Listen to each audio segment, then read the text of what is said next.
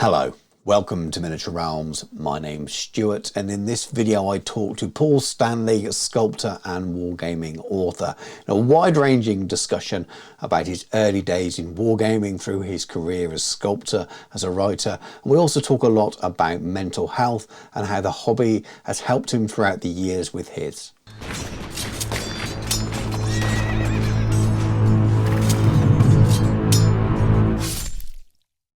Miniature Realms is proudly sponsored by Baron of Dice, premium wargaming dice. Over 500 styles, over 4,000 customer reviews. Welcome to the best dice on the planet. So, Paul, thank you very much for joining me to spend some time talking about lots of things, a lot of it about your sculpting and the wonderful books that you've written and you've sent me. I know a lot of the viewers would have already seen this stuff. I covered it on a bit of a live stream I did, and that's obviously been up for a video. So some people have already seen me going through your massive box that you very kindly sent me all these wonderful miniatures in. But really, we're going to talk a lot about that and some of the other projects and things that you've got going on. So thank you for joining me. Well, but why don't we start, as always, with a bit of a background to you as a hobbyist and how you got into the game, and as much detail as you want, really.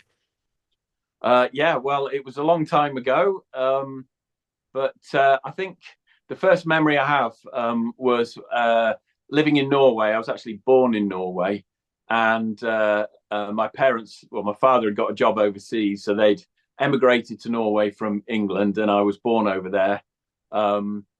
Along with my sister, and one of my earliest memories was going to a sort of a gift shop, I think it was, but they had sweets and all sorts there because obviously there was a tourism element to it. And I was wandering around and I just walked up to this wall of Airfix models, but they were the 1/32nd scale soldiers. And there was a part of the wall where they had the soldiers from Waterloo, and I was just captivated by the uniforms, the colours, the illustration on the boxes. I ended up spending my pocket money on a box of British from Waterloo, and my first experiences of wargaming were basically building Lego forts. I had quite a big bedroom that kind of doubled as a games room, and friends would come round and we'd just basically build Lego forts around these unpainted plastic toy soldiers, and then throw marbles at the Lego all afternoon. That's great fun. Yeah, so that was my first, sort of, I guess, 7, 8, 9 years of age. But as that was going on, we moved back to England when I was 6, and then I ended up living in a village in Lincolnshire, and it was all very quiet and peaceful, and it's the mid-1970s, so there was no tech, there was no internet, there was nothing like that. You couldn't Google anything. The closest we got to Google was a mobile village library that used to come round every few weeks, and I did actually take some books out, get a library card and take some books out. I've got them down here. I'll just hold them up one at a time. That was the first book I read that got me into wargaming, practical wargaming there. And I also picked up a library book on Waterloo. Yeah, I think I borrowed that at some point. It looks familiar. Yeah. And then this wonderful book on Napoleon's army. And I had those books out on my card. I kept renewing them, and it must have been 2-3 years before someone official in the library van told me off and told me I had to return them all. So they said, next time you come back with the books, you're going to have to return them. So I actually took an old exercise book from school and copied all the rules down that I would need, and then gave the books back. And then so I gamed with that, and then of course Dungeons and Dragons came along. So by the age of about, I think it was 10 when I began to first see sort of Citadel miniatures or Ral Partha miniatures, things like that, the what we call now pre-slaughter stuff. Yeah. By the time I was 12, yeah, I think it was full on Dungeons and Dragons, and you know, we'd be out in the playground at school opening up lunch boxes that didn't have lunch in. They had bits of tissue paper and figures and everything, and we'd be swapping painting techniques and swapping models. Even if someone would buy a box set of one thing and someone else would buy a box set of another, and we'd be swapping figures for the ones we wanted. That then led to playing AD&D, Advanced Dungeons and Dragons, round at each other's house at the weekend. And it was roughly about that time as well that Warhammer came out. And I think a friend of mine bought, it might have been second edition, and we used to play that on the dining room table. So you'd have books under a tablecloth to make hills, and there might be somebody's mother's sort of favorite ornament would be an objective like a wizard's tower in the middle, and that kind of thing. So it was all very rough and ready. And a Warhammer unit back then would be 10 or 20 figures and maybe 2 cavalry. So Bugman's beer cart came out at that time. So I remember one of my friends I had Bugman's Dwarf Rangers, but never the beer cart. Well, I've since picked that up off eBay. But my first army was Golfag's Ogres. And I think I had 6 of those, maybe three command, or no, there was a champion as well. So it would have been 8. I'd have had 8 of those in a unit. And we just used to game on the on someone's dining room table. And then I bought 3rd edition. And again, I don't know if this will show up, but Museum Miniatures, when I moved away from Lincolnshire to the East Coast, Bridlington, Museum Miniatures was there, only they were QT models. And right. Dave, who runs Museum Miniatures, which he does a lot of digital stuff, sculpting now, but he had a very extensive 15mm range, and at the time he had some 28mm figures, some wonderful carts and wagons, and I have actually featured those on my very informal YouTube chats where I talk about the stuff that I'm into and what I want to do, particularly around War of the Roses, Dead Man's Hand. Obviously there's Warhammer the Old World. I've got my own giants back there. Which amazing. I'm trying to get based up for Old World so that I can use those. But I took a Marauder, so this will be early 90s, this particular example. I'm just talking about the sculpting now, because obviously we were playing Warhammer and stuff like that then. And in tandem with this, I had a huge collection of 1/72 scale Airfix Napoleonics. I got to the point where I'd more or less represented nearly every unit on the Waterloo battlefield. Certainly by the time I was 30, I'd got to that point using the rules that I'd copied into the textbook. But then I ended up selling all those. But going back to the early 90s, I'm a student at college, and like every student at college or university, it's like, yeah, it's not cool to be into Warhammer or anything like that. So I'd kind of buy a few figures on the sly and paint them quietly and then hide them away when my friends came round. And everything took a back seat with college work. But what I did do was I took a Museum Miniatures horse that went with one of his wagons, and I converted a Marauder captain or some dwarf. But and again, I don't know if you can see that. Yeah, it's not too, it's showing up quite well, actually. Yeah. So love it. That's a Museum Miniatures pony and a Marauder Imperial Dwarf. Yeah. And that was my very first sort of experiment with sculpting and converting. That's cool. So that was back in the 90s. And then it was something I just left alone for a while after that. Still did the historical stuff, so I was still into Napoleonics and Waterloo by the turn of the millennium. But when I moved down to London, that's when I started working in retail at a Games Workshop store, got back into Warhammer. And I'm trying to remember roughly when that was, because obviously it was when the Lord of the Rings movies had come out. I think it was probably by the time the Two Towers was being released. Right, yeah. So I was massively into Middle Earth back then, and I still am. But again, fell out of love with it for a while, and then got back into it. But so Middle Earth and the Bretonians.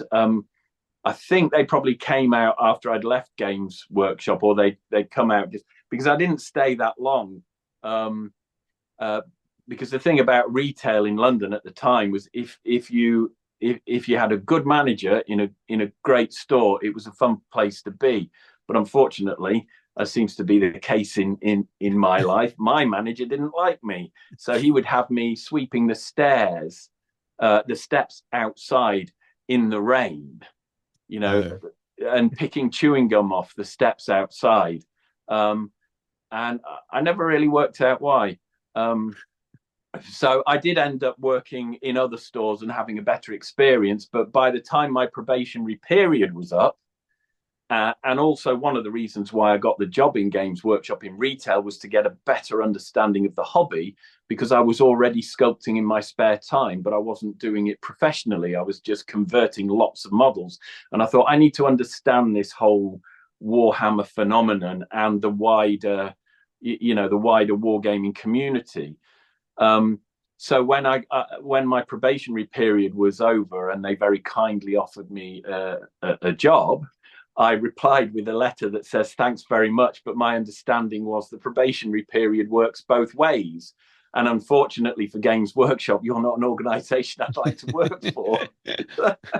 So, okay, I've probably got a bit of a cheeky sense of humor, but I hadn't enjoyed it enough. Yeah, fair enough.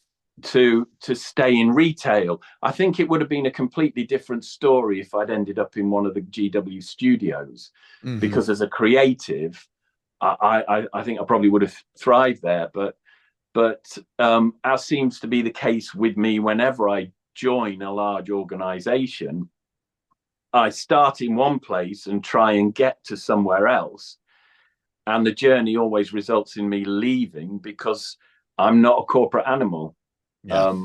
Which is why I ended up writing. But during all of that time, and I mean, I was bullied at school as well. So for me, the library books that I had for years and the Airfix, Napoleonics, it was a form of escapism, which of course then when Citadel Miniatures came along and I could go to the shop in Lincoln, and I remember I bought a zombie that was sculpted by the Perrys. That was the first figure I bought, and I've still got it. And I can't remember what it cost, about 30p.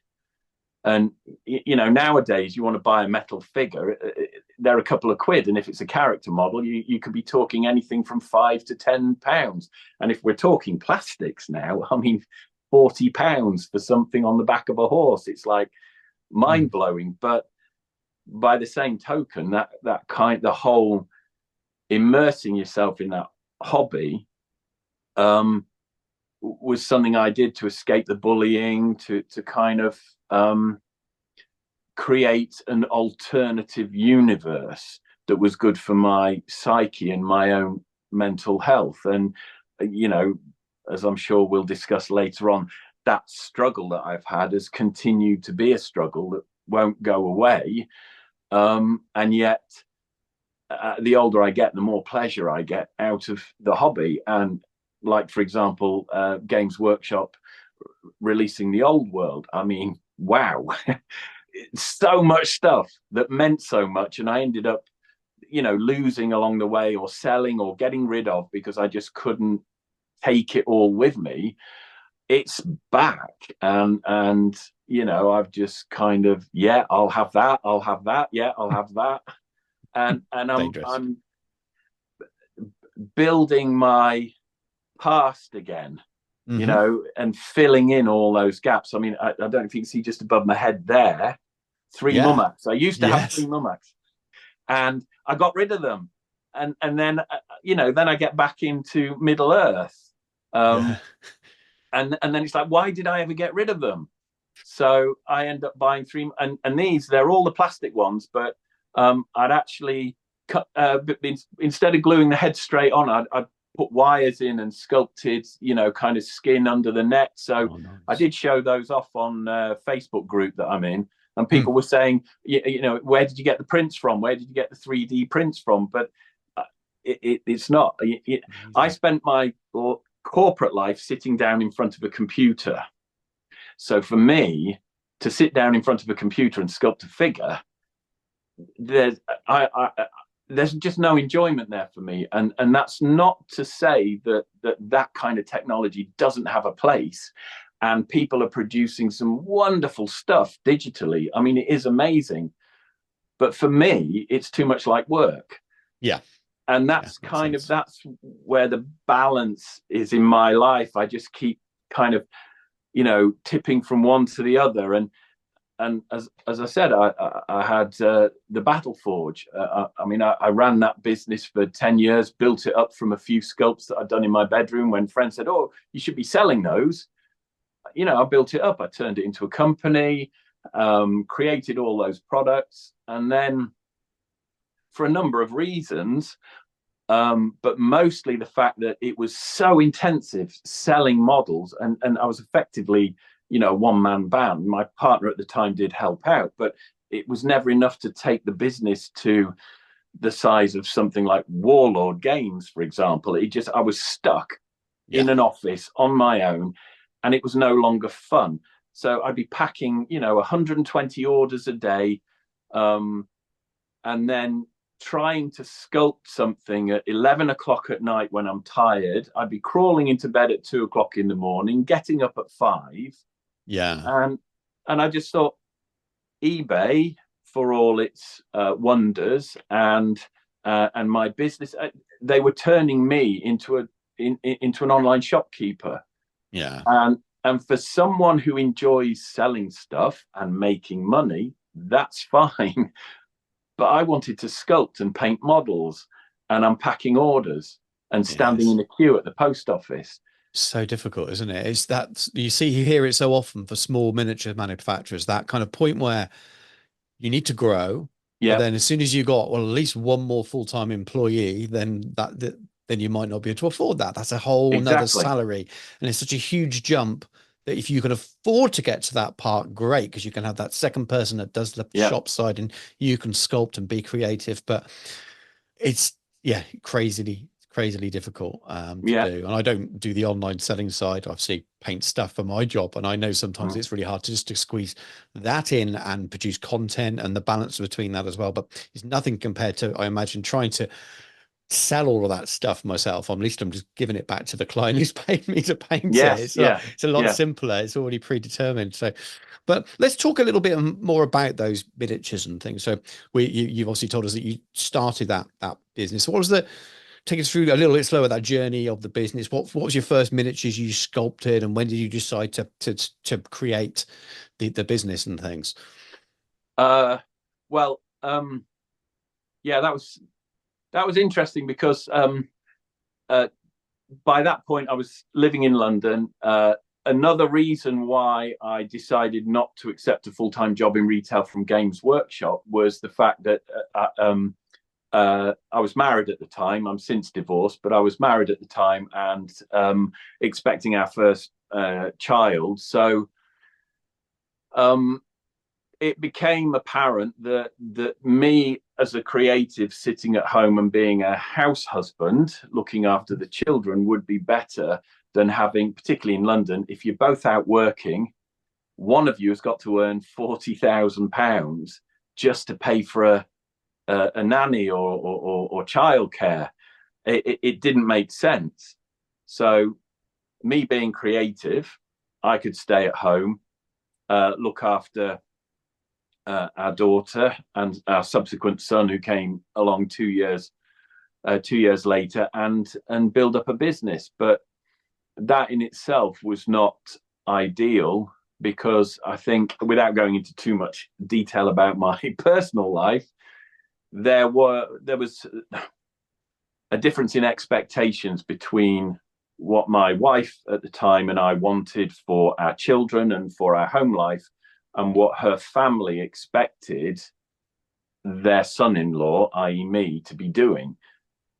in their eyes, I wasn't a success if I was sitting at home being creative.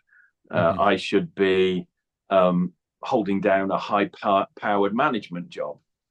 And the tensions that arose from that basically just led to the relationship falling apart. So it was during that process that, and during my divorce, that I actually took the decision to, because by then I'd sculpted thousands of miniatures and I was learning the craft. And there are better sculptors out there than me, you know, but I'd found something that I enjoyed and I was doing something that people responded to. Now, I know a lot of my early halflings aren't everybody's cup of tea. Some people love them, some people don't. They're kind of Marmite, but they're still selling.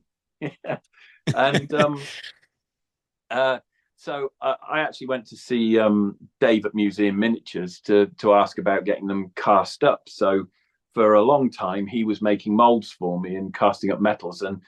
And then when I moved away and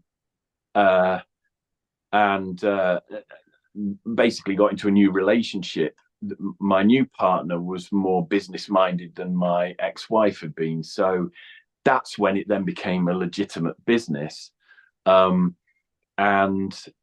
I just started growing ranges, but almost immediately I found the constraints of running a business were impacting on the creative side.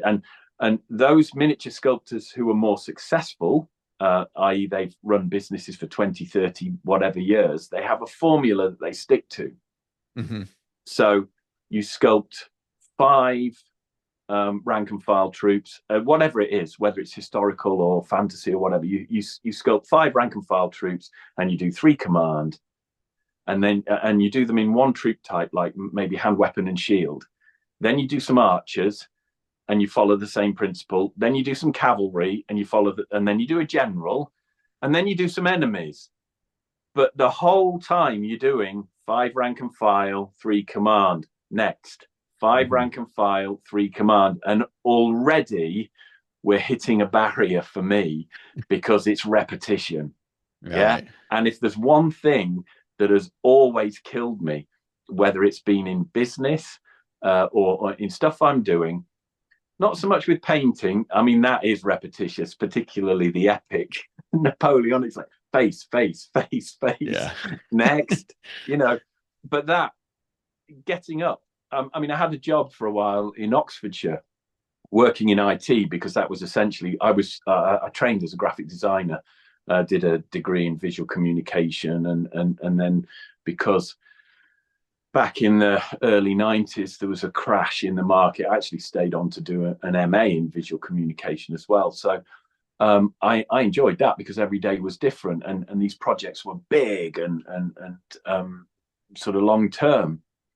But after that, I moved into IT, CD-ROMs, and then the bottom fell out of the CD-ROM market, and then it was all intranet for schools, and then that collapsed. And, you know, so it's just been, I've been riding the crest of one failing bubble after another, you know, never making millions, but gaining loads of experience. But I worked for one company for about 3 years, and even though I was sort of creative director of the children's side of their business, coming up with cartoon drawings to support all the online products and everything they were doing, and the products were award-winning and the stuff they were doing was great, the only variety I had in my day was which of 3 routes I drove into work. I had 3 different roads I could take into work, and that was the extent of the variety. So for me, that kind of thing is crushing. But when I get onto doing stuff like sculpting the giants there, I mean, each giant has 9 different heads, you know, 4, 5, 6 different weapons. And now Andy from Ainsley Castings now owns the molds for these, and he's, you know, bought the Battleforge range, and he's turning it into more of a success than I could, because he has a bigger business and he's more kind of plugged into all of this. And, you know, he's got some beautiful terrain and some amazing stuff already. So, you know, these are now his, and I've had to kind of let them go and say cheerio. But it's like, the first halflings that I sculpted, I didn't do 5 rank and file and 3 command. I sculpted 26 individual halflings with sword and shield. Then I did three command. And it just kind of, I don't know, it was just difficult for me to shoehorn myself into the kind of, and I do admire this, you know, the kind of focus that you need in that sort of business acumen. Like, yes, that's lovely, but stop there. Because it, for me, you know, even in my mid-50s, that 10-year-old child is still there going, I want that box, I want that box, I want to paint that, I want, you know, I want to fight that battle. And so the business grew, but it didn't grow in any kind of way that someone with my creative temperament could kind of take to the next level. As we said, I hit that ceiling. And then when you're selling stuff and packing orders as well, you know, to get to the office at 6 o'clock in the morning, so I'd be up at 5, I'd get to my office at 6 o'clock in the morning. By 3:30, I'd have to cut off, right, that's it, I've packed 120 orders, take them to the post office, get back to the office for 5 o'clock. Then you've got other bits and pieces. You've got to list new stuff. You've got to stock check what you've sold, all that kind of stuff. And then I might get home at sort of 11 or 12 o'clock at night, and then I'd be sculpting by candlelight almost. And it's unsustainable. So I can understand, definitely. It's a shame, but I'll pop a link to Battleforge now, as it is through Ancient Castings, in the video description anyway, because there's some absolutely beautiful things here. I've got these ogres lined up to be my Imperial ogres. There's stuff in many of those new Arcane journals that are going to be used, and I've got plans for loads of the stuff you sent me. I'm pretty sure, I'm guessing, but I think the halflings are going to turn up in the Empire book because the moot's on the map. But anyway, so go and check that out, people, because there are some beautiful alternative miniatures you can use in many stuff, especially your Warhammer, the Old World armies, but there's other useful stuff as well. There's just loads of cool stuff. Go and have a look at it all. They'll have seen some pictures anyway that'll have popped up while you're talking. So after Battleforge and your sculpting, you've written some books, which I've briefly shown before on that previous strip. So how did you get around to writing the books, or thinking about writing the books?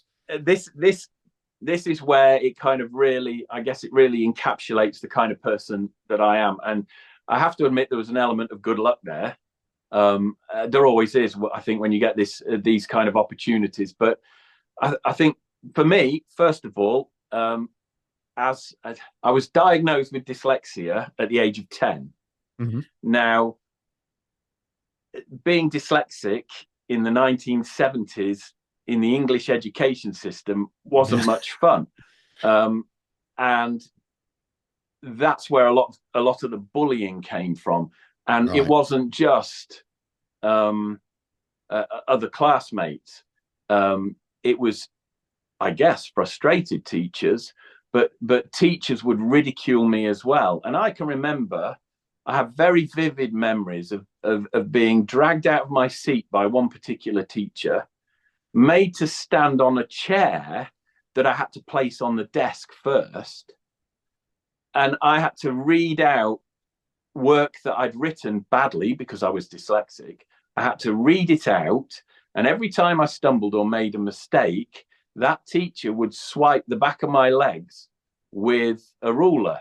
And then I'd end up in the headmaster's office for special reading lessons after school, which was a whole nother level of abuse that we don't need to go into. But that was school in the 1970s. And if you had something that the education system didn't cater for, if you didn't fit in, and I've always been someone who never really did fit in, then you often got the kind of the tough end of it. So having said that, my parents, their feeling was something's wrong here.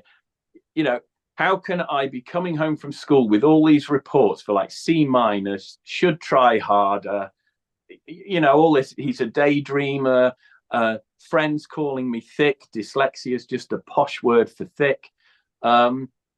And then I would come home and I would be reading books on Waterloo or dinosaurs. I could pronounce all the Latin names for dinosaurs, and yet I couldn't read a storybook, that was aimed at a 7-year-old.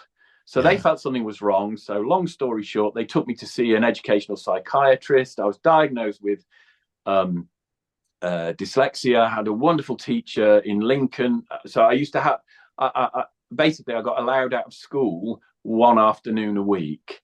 And it was normally when sports was timetabled. And I would go and have English lessons in a charity, a private sort of charity that was geared up. The way they taught the alphabet, the curriculum for English was very specific to the kind of needs that dyslexics have. So that was kind of a turning point, because it got me out. Just once a week, it just got me, and there was a reason why. That's why I'm struggling. Suddenly things made sense, but.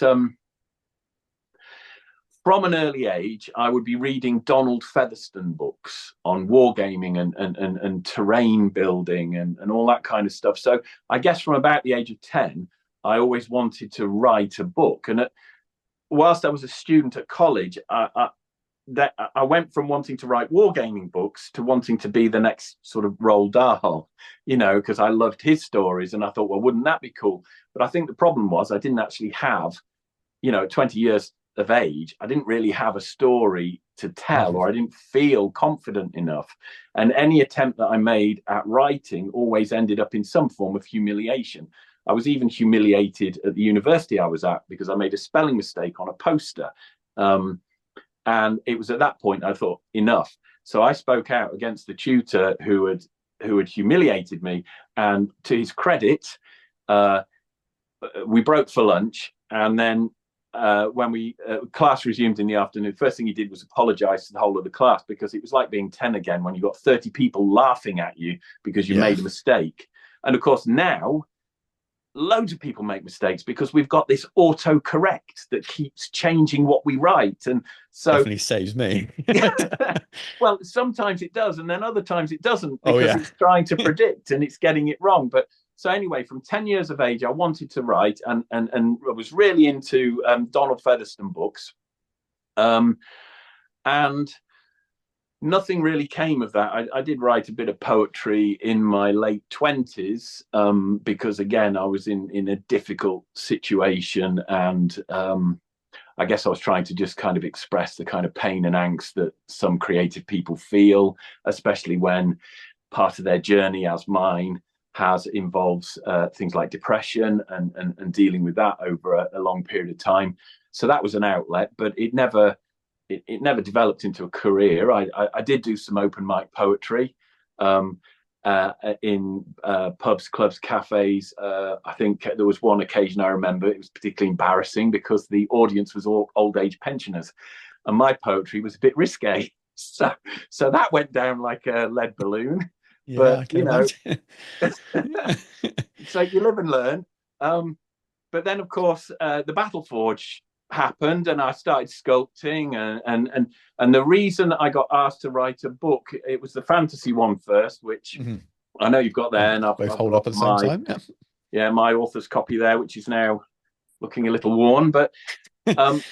I'd got a Battleforge website, and I'd actually taken the time to write some blurb about using green stuff and just hints and tips on converting models. And it was kind of fun and upbeat. Wasn't too serious, but the hints and tips were just simple things, like things that people don't know. I've got green stuff that I use now that's 10 years old. And if you freeze it, it'll keep for ages. Just break off or cut off what you want. So when you buy a strip of green stuff, cut off what you need, put the rest in the freezer. It literally takes like 30 seconds to defrost in your hand, And so I've got green stuff from 10 years ago, and I'm still using it. Little things like that, just little tips like that about and keeping your tools clean, and a little bit of moisture to stop them sticking, and mixing green stuff with milliput. So milliput's like clay, green stuff is like chewing gum. Both are difficult to work with as they are. but depending on how much green stuff and milliput you mix together, you can end up with something in between that has a consistency that's nice and springy and tight, but it's a little bit slippery like clay still, so it doesn't stick as much as green stuff does on its own. So, and I see that's now something that's catching on quite a lot when I watch YouTube videos from people who are converting models. A lot of them are now blending green stuff with milliput, but you have to mix the milliput first, mix the green stuff, and then bring them together. Because if you try and do it all in one go, the blue and the yellow of green stuff with the two parts of it, you end up with it all stuck to your hands. So there's little things like that I put on the website, and basically a commissioning editor from Crowwood read my website, and they were looking for people. So I've written the fantasy book and the sci-fi book, but they have loads of other authors. They're well known to people in the model rail industry or hobby.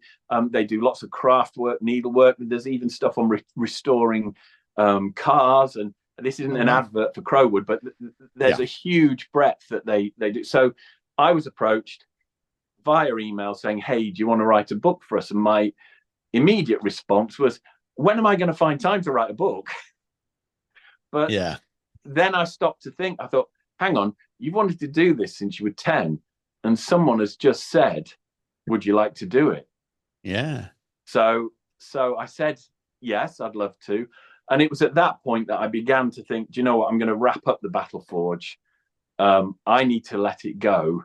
And I basically changed career and wrote the fantasy book in my spare time. And it was intensive. I mean, I'm never going to make a heap of money off this. I did it out of the love of the hobby and just the gratitude that I'd got that opportunity. So apart from some contributions by Steve Dean, who's a commission painter, Richard Orklord over in the States, I think, who's a huge collector of old, apart from some photographs that were contributed from people like that, all the work in that book is mine. The photographs I took, the modeling I did, the lot. And I had no idea it would be so labor intensive to produce a book like that. But I just wanted to kind of get down everything that I'd learned or that people had been kind enough to show me, or what I picked up, and just get it down in one place and create something that would hopefully be as inspiring to the next generation of painters and modelers as Donald Featherstone's books had been to me in the 70s and 80s. So it was a privilege to do it. And I got to meet some great people. You know, I spent an afternoon with Perry twins and spoke to them about their sculpting and their Perry miniatures. Brian Ansell and Diane Ansell of Foundry War Games. I met them and they were very generous with the paints and the models that they kind of donated. There were lots of small businesses as well that gave me models that I could then include in the book. And of course, I spent time with Rick Priestley, who had also been a hero of mine from the early days of Warhammer. And again, he was very generous with his time, and he kindly wrote the foreword for the fantasy book. And then, of course, I signed up to do the sci-fi book as well. And that, yeah. So, because I thought, well, I suppose if you give them the opportunity, anyone can write one book. But, to prove to myself that I wasn't just a one-hit wonder or, that kind of thing, I thought, but to do it a second time, that's more of a challenge. And I needed that as a dyslexic to feel confident about writing, which then obviously led to me writing I don't like, as I said earlier, I don't like calling it a novel. It sounds pompous, but a work of fiction based on my teenage years in a seaside town, working in a nightclub that's now a car park. So And So from hints, big, it sounded like it's a good thing it's a car park.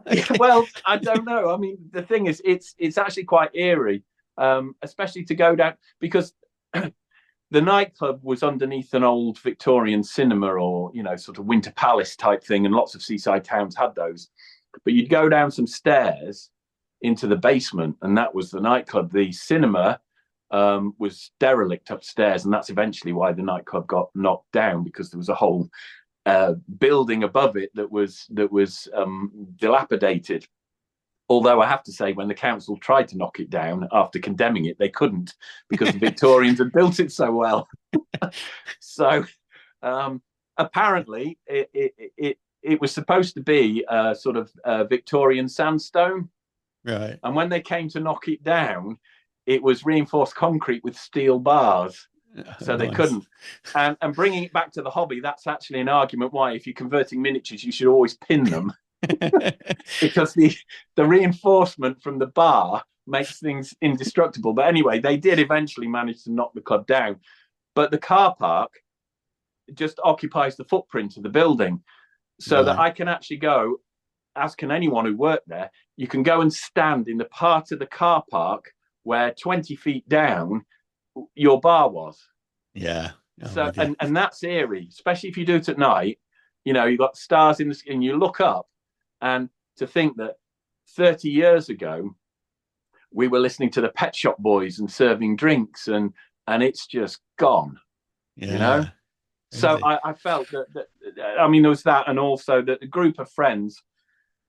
And I mean, I don't want to say too much, because I'm trying to get the book published, although that is proving difficult in the current environment, because everyone wants a crime story.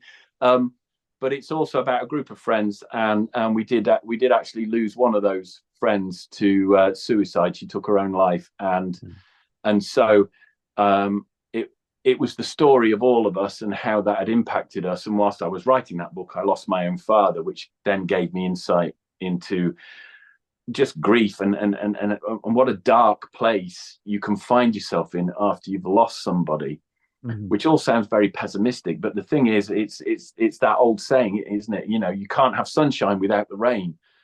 And one of the things that I've learned to do over the years is embrace those times that are painful, because however painful they are, and again, I don't know how relevant this is to miniature realms, and I don't want to take people off to a dark place, but during my marriage, I tried to take my own life because it was such an unhappy marriage. So I have been in that dark place. And years later, and this is the thing, you may think there's no way out at that point in time. And when you've lost a friend who ended up in that place and did take their own life, it's a tragedy, because things are never the same. The next day, the day after, you will experience adversity. You will experience lonely times, painful times. But then, if you're not there for when things change, you know, you've lost that whole brand new future that might have happened. So I kind of cling to thoughts like that to keep me from doing anything that from which there's no coming back. So of course I've written about it, because that's helped me process what happened. It's helped me understand loss and grief, but these aren't topics that the zeitgeist want right now. So I'm just, you know, I'm having to sit tight and embark on book 2. But in amongst all of that, it's the hobby that I keep coming back to. So whilst I deal with my health issues, and I've let go of the things that didn't take me in the direction that I hoped they would go, I find myself, painting, you know, Warlord Epic, the Napoleonics. I mean, literally, if it's epic and they've released it, I've bought it. And then we've got Warhammer, the Old World. We've got the Middle Earth stuff. Although I'm not sure how I feel about the new rules that they're talking about and the new sculpts. I'm bought into very much the stuff that is relevant to the films. The Hobbit and the Lord of the Rings, and whether I will invest any more outside of that, I don't know, because I've not seen anything on. It sounds like they're stripping it back to the films. So yeah. I think it might go in a direction you like.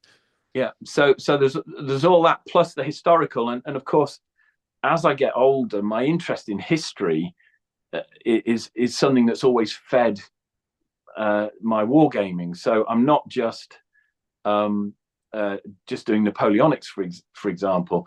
I've started to get into the War of the Roses and just the complexity there between all these people called like Edward and all these people called Richard and all these people called Henry, all of them wanting to be kings at various different times. And it is mind-blowing. But when you start to peel away all the layers, there are some really interesting battles there and some really interesting sort of strategies and ways of modeling as well to recreate that. So Agincourt and the whole thing just becomes this huge. And I've always said I'm not a hobby butterfly, but I do like lots of different stuff. And I'm normally focused on a project for about 3 weeks. Then I need a change. Yeah. So I can move everything forward. I mean, I did a really big, I think 2,500 points of spiders and bat swarms, denizens of Mirkwood. Yeah. And I've got my own sort of humble offer. I've just started literally again in a similar way to how I started sculpting, with friends sort of nudging me and saying, oh, you should sell that. Go on, you should sell. Oh, have you thought about getting that cast up? So friends have been nudging me because I've been doing sort of wacky little videos to music on my own Facebook, and friends have been saying, you should be on YouTube. You should be on YouTube. Well, I took the plunge, I don't know, 3 weeks ago, something like that. Oh, wow. And I've already got 32 subscribers. So it's like... Well, hopefully you have some more. If you what's your channel called? Because we'll pop a link in as well. It's just Paul Stanley Author. And the reason it started, this is amusing. And this is where it kind of links into my writing fiction and life being a journey and one thing leading to another. For example, if I hadn't sculpted Battleforge Miniatures and written about using green stuff on the website, I wouldn't have had an email saying, do you want to write a book on fantasy figures? And if I hadn't written the book on fantasy figures, I wouldn't have the confidence to then go and write a piece of fiction about working in a nightclub in 1989 and all the friends and the journey that we went through and so on and so forth. I actually commented on one of your YouTube videos. I can't even remember what it was now, but I had to create an account in order to make the comment. Ah, I see. So I created an account. So it's just quickly, it's Paul Stanley Author.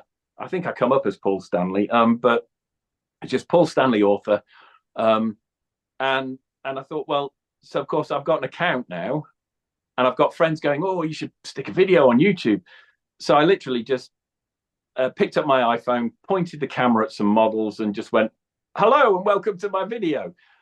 But of course, as I mentioned to you earlier, that ties in with the fact that at this point in my life, I am dealing with chronic stress and severe anxiety. I have really bad social anxiety.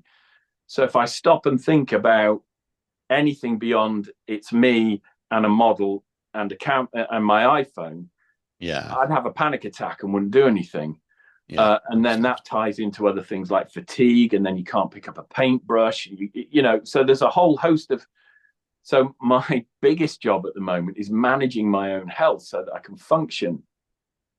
And to give people some idea, if you haven't had, like severe anxiety, all I can say is if you can remember back to being at school and waiting to go into an exam, or if you've done something wrong and the headmaster wants to see you, or what, when you're standing there and you're waiting for something to happen that you know is going to be awful and you don't know how awful it is, your anxiety spikes. Some people are like that when the dentist, when you're going to see a dentist, right? Imagine the anxiety that you have before you're going to see the dentist, and then you set that as your baseline. That's how anxious you are from the minute you open your eyes in the morning, if you do get any sleep, to when you climb into bed and try and get to sleep. That's your baseline anxiety. So I operate at that level a lot of the time, like I'm just about to have my teeth drilled. And then when something happens, like a letter comes through the letterbox, the spike in anxiety takes you to a place where it feels like a grizzly bear has just bitten the back of your neck, and you're going to get, a good shaking. So to learn strategies to cope with that so you can actually function has been a huge challenge. And so my happy place can be sticking on YouTube, watching you paint some beautiful models, or watching a video about Agincourt or the War of the Roses, and getting to understand. And I think one of the channels I've watched quite a lot is it's a channel about the rest is history. Yeah, that's what it's called. The rest is history, and they have some fantastic stuff. They've talked about, I think, the American Civil War. They've done bits on the Plains War, the Indians' Plains War. There's stuff about the 100 Years' War. There's loads of stuff there, which is just history, and that's the kind of stuff you can listen to while you're painting or modeling. So yeah, I've kind of now fallen into the rabbit hole of YouTube and modeling. And of course, I thought, well, let's try an old world video. But the stuff that because I'm not big on lore. I'm dyslexic, so if I'm learning about Agincourt, if I'm learning about the War of the Roses, if I want to know the Battle of Waterloo inside out, I can't then accommodate someone else's made up story of dwarves and elves, and so for me, that's never been my into the hobby, my way in. I know for some people it is. I know from what you said, you love the lore, and it is great. It's beautiful, but I can't engage with it at the kind of level that I feel I would have to for it to mean to. So I'll go down to a gaming, local gaming store with an army, and sometimes I can be playing someone who's waffling on about what this person did and what that person did and what this hammer meant, and it's like, mate, I'm just pushing models around on a table and losing badly. That's the fun for me, which is why I did a Denizens of Mirkwood army for Middle Earth. It's not a winning army, but I was modeling all the tree stumps and putting moss on the bases and everything. And I think I ended up doing a 45-minute long video on YouTube, just literally just talking about each piece that I'd modeled. And then I sat down and thought, well, let's do that for the old world. But of course, I almost feel like a fraud because I don't know the lore inside out. I just love the models, and it's the stuff I was gaming with 20 years ago. And what I noticed was, because again, I've been Tomb Kings, right, I'll have the battle box for that, thank you very much. And then a few weeks later, Bretonnians, you got that right, I'll have that, thank you very much. And what do you mean you're bringing out orcs and goblins? I had a huge green skin army the first time round. Right, well, I'll have those and those and those. And then I got all the trolls off the Games Workshop website when they were, released. And it's like, it's almost like an illness. But I'm filling the gaps in my past, all the things that got destroyed after my divorce when I had to sell stuff just to eat. So it was like, I want those things back, and this time I want to do something with them instead of just having them on a shelf. So I opened the box of Tomb Kings and had a look through and thought, yes, that's what I remember. I had those the first time round. Okay, not the dragon, but yeah, great. Park it. Then I get some night goblins. And of course, I created when Old World first came out, I created a whole night goblin army based on the current stuff that they've got in the Sigmar ranges, the Gloom Gits and whatever. Yeah, they're lovely. Yeah, brilliant models, and very much like the night goblins at Skull Pass, which was about when I fell out of love with Warhammer. The last time it started to go in a dive, because I can remember I actually had an original sort of Chaos Dwarf army with the curly beards and the silly hats. And I loved that army. And again, I got divorced and I had to sell it. And that broke my heart. But okay, they're only toys, and it's not the end of the world. But that broke my heart, and I've never had that army back. I can remember taking that army down to my local gaming store in London when I built it and painted it and went, and I was just game. I never met this guy before, and he's probably a lovely guy, but he got his army out, right? And it was like no pre-measuring, and yet he knew how long the distance was from his finger to his elbow. So he'd do that, you know, and I'm going to charge there. And basically he managed to maneuver it. So I couldn't move for some reason. I still can't remember why, impassable terrain somewhere or whatever, but he could get round that, and then he could clip me. Oh, it's clipping, you know, and literally by a millimeter, he clipped the corner of a unit and then just rolled straight down the flank. And I just thought, you know what? I don't like this game anymore. And it changed a bit. So I kind of fell out of love. But the old world, there's all these figures. So I built this Night Goblin army out of all the Sigmar stuff, reminiscent of the Skull Pass Night Goblins, and thought. And then, of course, they brought out the original Night Goblins in the, you know, multi-part arms and legs. I've got to have it. I've got to have it because I used to have it. So I bought one of those. I think I actually bought 2 boxes of those, and I built them. So I've got these huge units now of Night Goblins, and it's like my Night Goblin army is like an evolution of Night Goblins. But in that box, and this is what I talked about in my YouTube video, in that box there was a sprue, which was like a command sprue, but it was a generic one that you got when you bought Skaven, because there was like a musician's arm on it and a standard bearer's arm. So it had Skaven, it had skeletons, it had goblins. And when I opened up the Tomb King's skeleton warriors and stuff that I'd got, you take away the extra sprues that are all the Tomb King's shields and heads and the few bits they give you. And they're like the original plastic, not the really old ones from the 80s, but they're like the Vampire Count skeletons. That's right. And if you've bought Night Goblins, you've got the command bits as well. So I just thought, oh, I can do dry undead and wet undead. So that's the plan. But then brilliant. I was literally, because I am going through my entire collection. I've carted boxes up and down the country, especially when it's been a business. You load up a van and everyone's like, oh, what is all this stuff? Don't know. Haven't opened it for 15 years. So I've been systematically going through stuff, and I found a box of zombies that I'd bought maybe 4 or 5 years ago. And again, they were Age of Sigmar, but it was the old Vampire Count zombies before they moved to the new, whatever it is, night crawlers of whatever. I can't keep up with it. So I've got some zombies that were around in, you know, like the 2000s. I've got the skeletons that were around in the and I thought, and I've also got some metals and stuff, like some foundry vampire metals and some of their stuff. And I thought I can actually do a Vampire Counts army that will have the same look and feel as something that I would have built and did build in the early 2000s. Mm-hmm. So for me, that's the excitement. So of course I get on to YouTube and I froth about this. And how marvelous it is that if you collect these bits from this box and this box, you can actually recreate something that was selling like 20 or whatever years ago.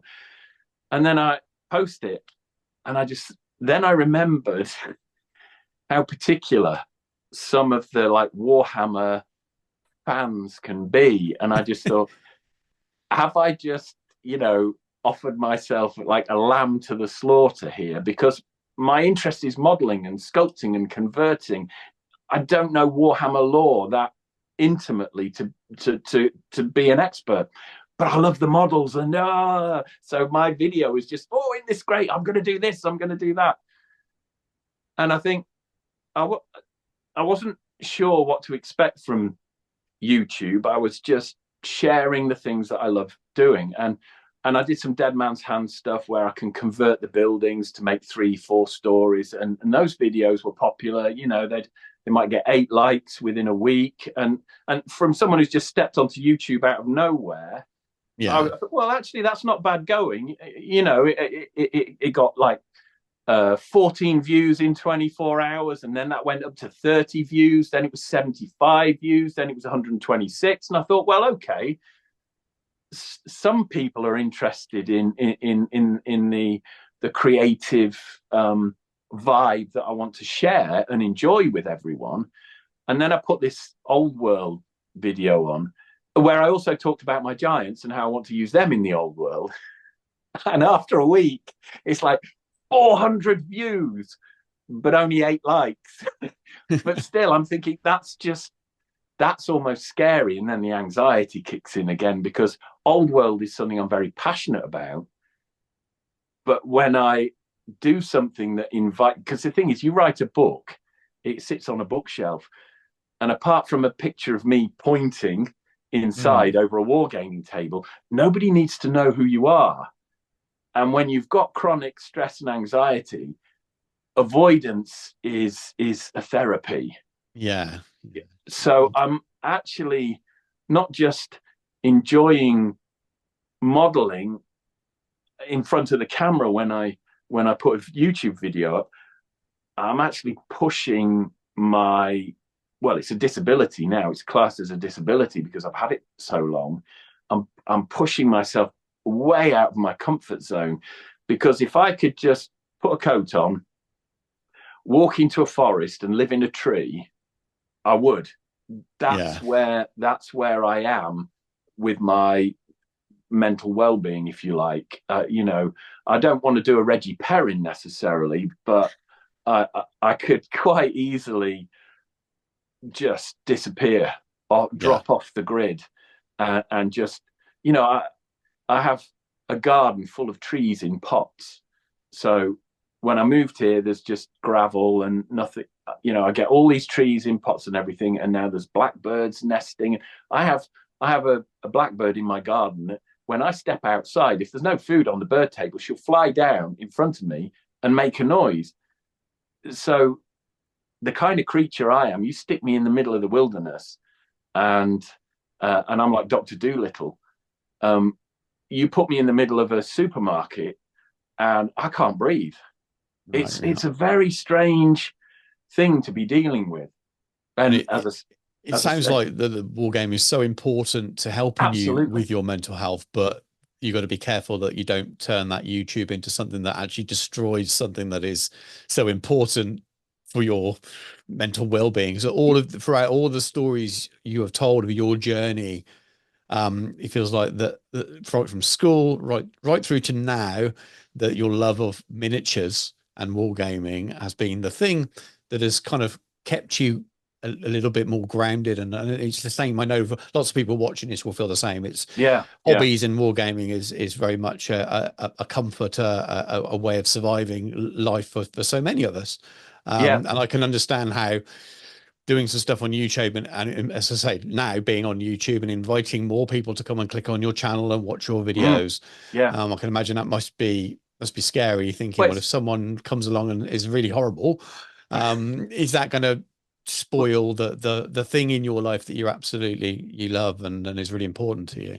Well, this is the thing, because at the moment, those people who've left comments have been very kind, and most people are. Most people are really kind. But the thing is, I don't have anything to prove. I'm not on YouTube because I think I'm good at anything. I'm on YouTube because I love the hobby. And if I've had an idea that I want to throw out there, and it could be something really simple, like with Dead Man's Hand. I mean, I bought so many buildings that I was able to make 3 or 4 story buildings by swapping parts around. And I've done some videos and like walkthroughs of the town I've been creating. Nothing has got me paint on it yet, because one of the things I enjoy is modeling. And again, I stick together plastic models from the perspective of a sculptor, a figure sculptor. So there are and if I can just give this brief example, I love the Bretonians. I think they're goofy and quirky, and historically they're not at all accurate. The horses are really big, the knights are really big, and the peasants are just these goofy kind of, and I'll love them. They've got character, and it's like, right?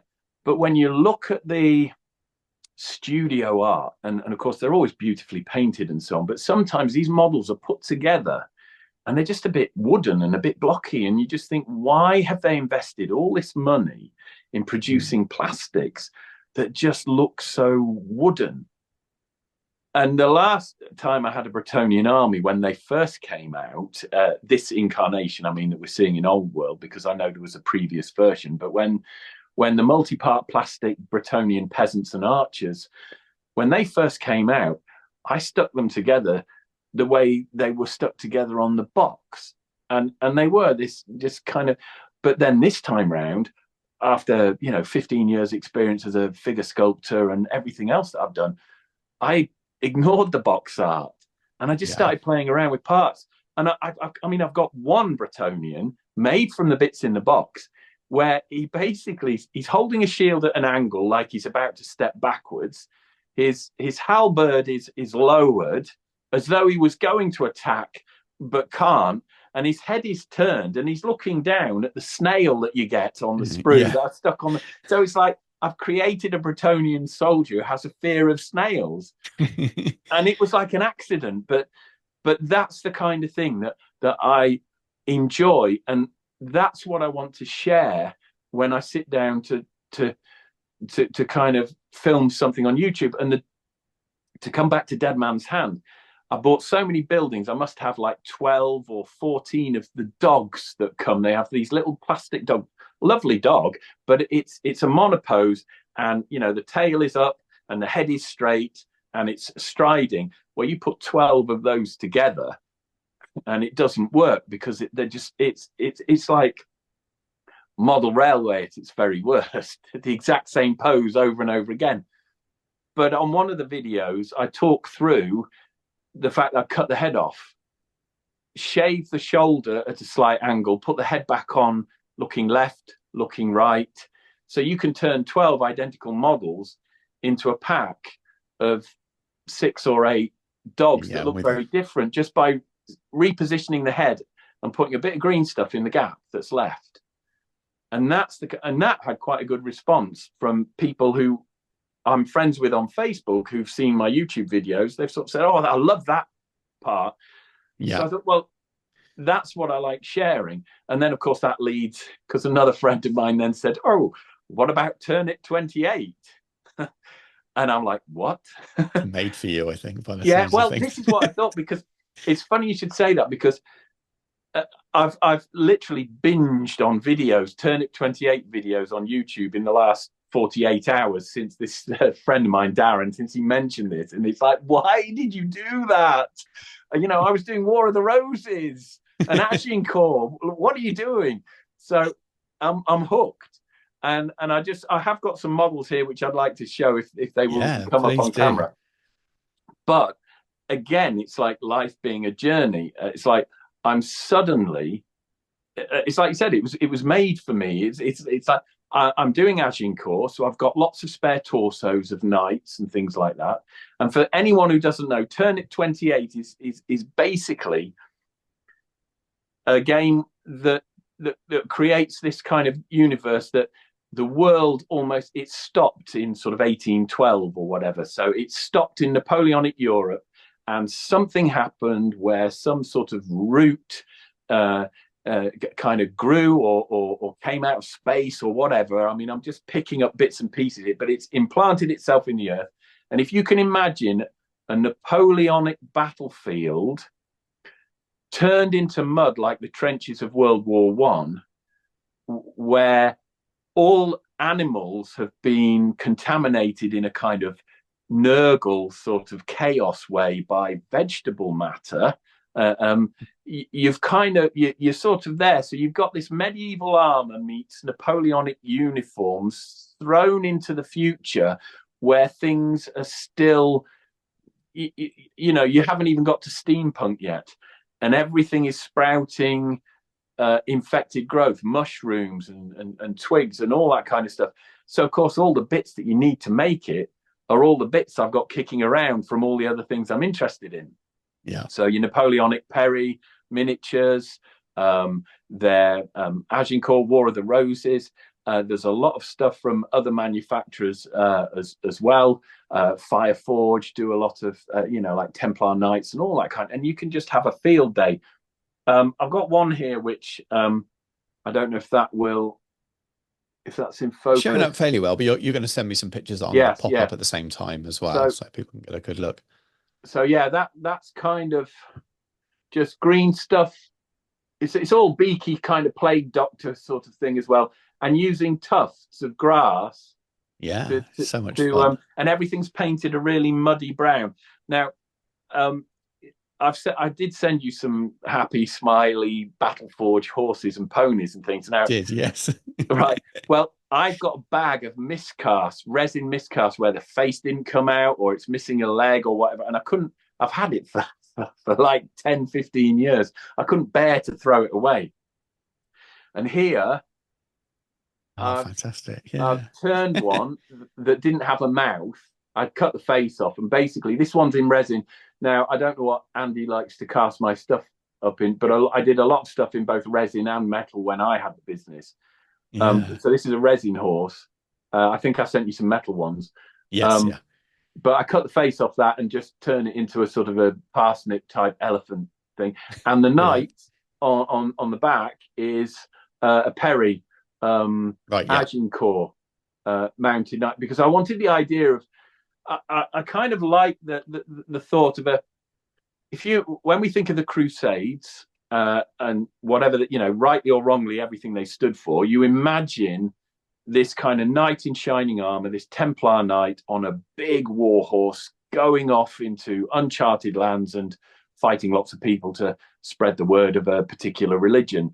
That kind of stuff is not stuff I'm comfortable with on a personal level, but you see that big knight on a big charger, and then you imagine, 5 years later, for the sake of an argument, all the big war horses are dead, the armor's dinged and battered, and he might be on a donkey or an ass.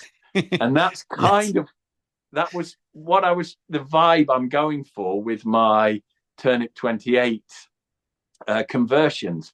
A big sort of, brute in armor reduced to riding something barely able to sort of take his weight. But then I started looking back at my old product ranges, because I kept obviously a collection of everything that I'd sculpted and painted. And so when Ainsley Castings took over the Battleforge, they got the molds and everything else, and but I kept a piece of my own creative history. I didn't really know what I was going to do with it, but some of my really early halflings that predate the ones that I sent you, they're on the website, but they are particularly, I describe them as goofy. My inspiration at the time of sculpting them was obviously the pre-slaughter stuff, but also like Asterix. I was heavily into Asterix as a teenager. So there's this almost like cartoon vibe about my early halflings, but they're slightly menacing as well. Because I wanted to sculpt halflings with attitude. Everyone was sculpting halflings at the time, and don't get me wrong, I think they're beautiful. There was, it's like the Perry's halflings that they did for the Citadel ranges, the priest. I loved those. I was a huge fan of those as a teenager, and that kind of set the mold for halflings until it all got reinvented for Lord of the Rings, and then we start seeing. Now I know Mithril Miniatures did more realistic looking halflings. And I did own a few of those, but for me, it was anything that had that kind of early Citadel vibe or the Asterix sort of, and so I was trying to recreate that, but with menace. Yes, it makes sense. And so that's what my early halflings ended up being. Now I haven't got any here to show you, but I can send you some pictures. But what I have got is, because I was creating halflings, I wanted to do a tree man as well. And I think I've sculpted 4 or 5 tree men, but only one has gone into production. The others are with Ainsley Castings, but they've not been made into molds or anything. But this was the tree man that I sculpted. Now, you probably can't see it very well. Oh, wow, yeah. Yeah, but cool. But basically, it was a chunky, short tree man that was reminiscent of some of the early Citadel ones, particularly the Blood Bowl ones. Yes, definitely.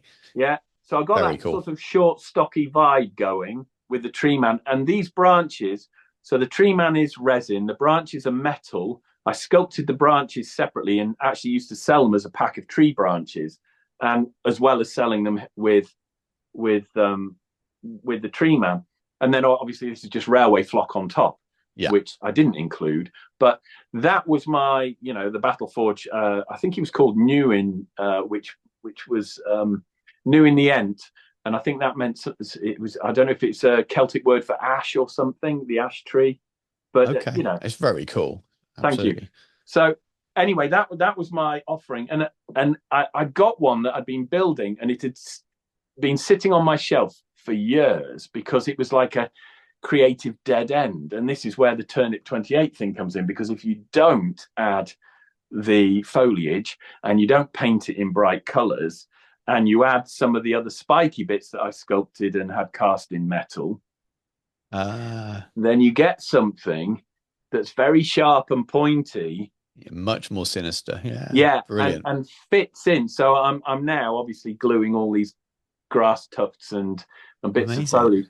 But I also did a mushroom pack, a mushroom forest. So you got some gigantic ones, and you got packs of smaller ones. So it's like all my failed creative projects, if you like, all those dead ends where I did a bit and then stepped away or got rid of it all, and you take it, I'm writing now. Suddenly Turnip 28, and it's like I sculpted miniatures 20 years ago that were waiting for this game. It's bizarre. So of course now I'm going through all my boxes of broken miniature, all my, so my halflings, sinister little halflings with attitude, suddenly fit this vibe. All I've got to do is put some tufts coming out of their shirt collars, or I'm going to have a play around with that as well and get some of that up on YouTube. But it is, and again, there's something about the Turnip 28 because the term they use is miniature agnostic. Yeah. There are one or two creative people out there who've produced 3D prints or sculpts that are available, and that's cool. But basically, you use all your broken dead end models or your failed projects, and you just cover them in tufts and mud, and you paint them up as though they look like they've just spent 6 months in a World War I trench, and you build an army. So I've got a couple more here, which are peri-Napoleonics that I'm in the process of sort of tufting up. And you cover the faces, you can sculpt, some of the more creative people out there who aren't comfortable at sculpting, they're using bits of tissue and bits of cloth to kind of glue on. And it's almost like an art form that is also a war game. Yeah. And just to finish up with the best way of sort of explaining how I see it, it's almost like Tim Burton got hold of Warhammer Chaos and gave it a good shake. Yeah, I can see that. I can see that influence, definitely. It's very cool. I've avoided it just purely because of a number of projects, but there are many points in my hobby career, shall we say, where that game would have fitted. I've just had other things going on, which has probably meant that I haven't picked it up quite the same way, but it does look cool, and I can see exactly why it's been so perfect for you right now. And I will make sure I watch your videos on it. I'll be looking forward to finding your thoughts and things on it. But thank you so much for the time today, explaining all the interesting layers of your sort of career through sculpting and writing. And I think the important bits underneath as well about the importance of supporting how the hobby supports mental health. And I think I'm sure there'll be lots of people watching this nodding along, it's helped me at this point or that point, or they know someone that uses it as a way of alleviating their own mental health issues and other health issues and things as well. So thank you very much for spending time chatting to me today, and I'm looking forward to seeing how your future products and things go. Well, thank you for having me. It's been a pleasure to talk to you, and as I said before, I'm a big fan of your channel, and that's something else that has helped re-engage me with the hobby. So yeah, it's been great to to be here. Well, I hope you've enjoyed the conversation. If you'd like to purchase Paul's books, I'll pop a link below to those. I'll also pop a link to HD Castings, where you can purchase his old range of miniatures. They're all there now. And I'll also pop a link to his YouTube channel if you'd like to watch him on there and follow his progress. All my links, as usual, are below to all my affiliates and things like that, including my Patreon, of which there are 4 tiers if you'd like to support the channel in that way. But thank you very much for watching. Take care, and I'll catch you soon.